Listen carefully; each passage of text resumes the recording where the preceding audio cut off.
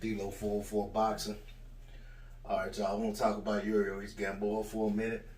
I know this video probably won't get much respect, won't get as many views, but it's just something I just want to put out. I was on a channel the other day, and a guy was, basically saying that, Devin Haney now wants the respect for fighting Gamboa, but he called Gamboa a bum prior to Gamboa fight Tank Davis. And I don't know whether Devin Haney said that or not. It wouldn't surprise me if he did. But at the same time, it could, what I'm saying? I wouldn't be surprised to find out that he didn't say it. That said, my comment was that anyone who calls Yuriorkis Gamboa a bum, whether they're a fan, promoter, fighter, or what have you, have no business talking boxing. And then that guy reiterated, "Hey man, I'm saying that Devin Haney said that, and I stand behind my statement.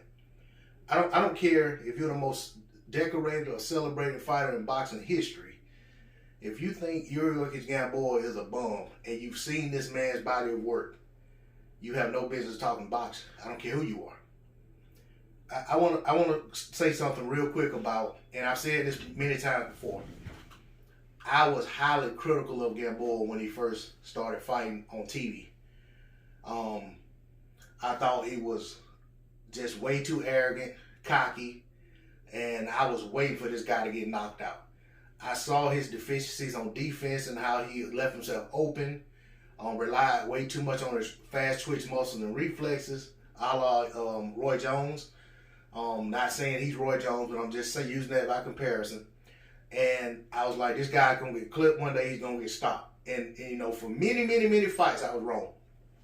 Eventually, I saw this guy get off the canvas so many times and continue to fight and stop guys and just blow guys out. And I was like, man, I like this guy.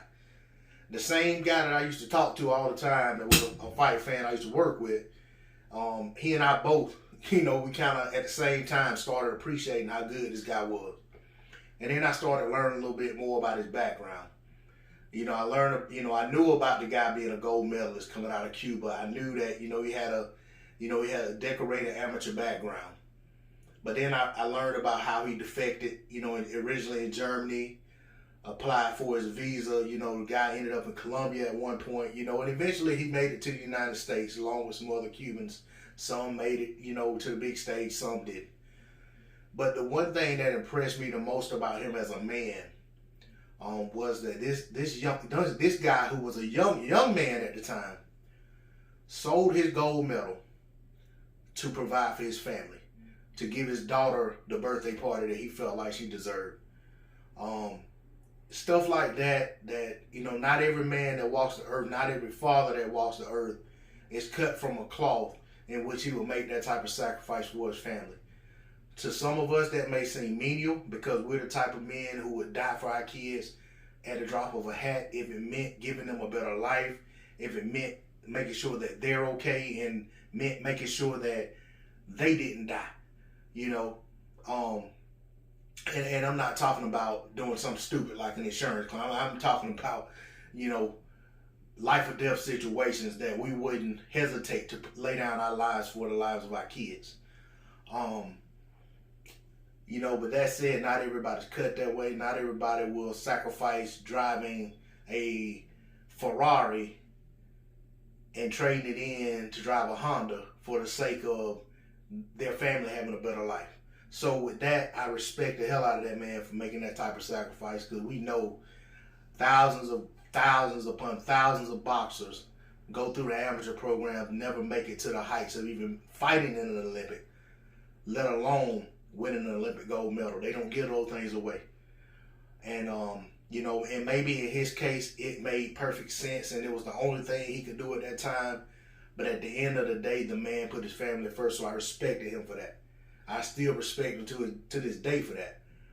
But when you look at the list of guys in the ring that he's beaten, man, it's hard to even fathom the word bum in Yuriorkis Gamboa being mentioned in the same sentence.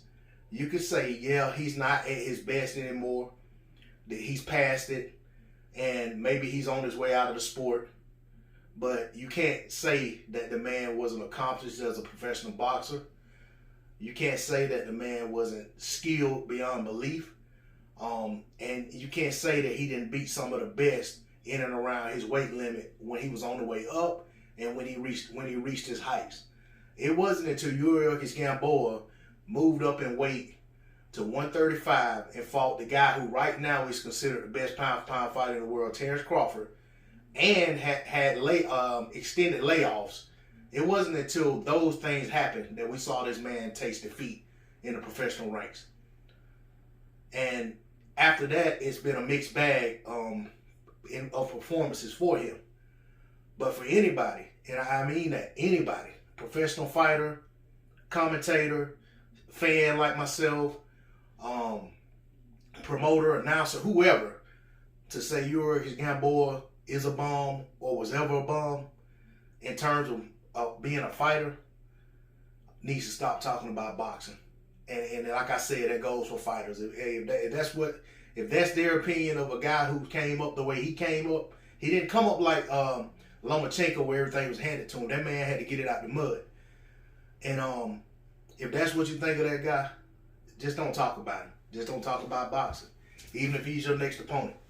That's all I got to say on it. D-Lo 404 Boxing. I'm out.